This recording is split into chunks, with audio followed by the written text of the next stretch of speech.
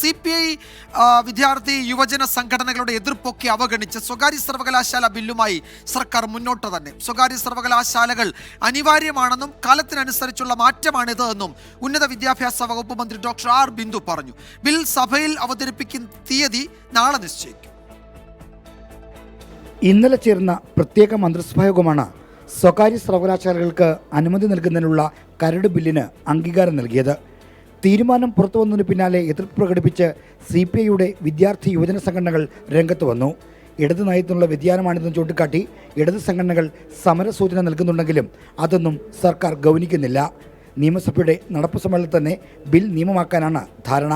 കാലാനുസൃതമായ മാറ്റങ്ങളിലൂടെ പോയേ തീരൂ. വളരെ കൃത്യമായ സാമൂഹ്യ നിയന്ത്രണങ്ങൾ ഉറപ്പാക്കിക്കൊണ്ടാണ് നമ്മൾ ആ ബില്ല് തയ്യാറാക്കിയിട്ടുള്ളത്.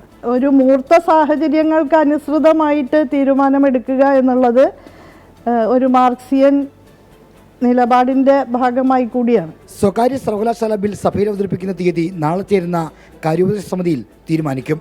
13-ന് ബിൽ അവതരിപ്പിക്കാനായിരുന്നു നേരത്തെയുള്ള ധാരണ. എന്നാൽ വയോജന കമ്മീഷൻ ബിൽ കൂടി വരുന്നതിനാൽ തീയതി മാറിയേക്കും. 24 തിരുവനന്തപുരം.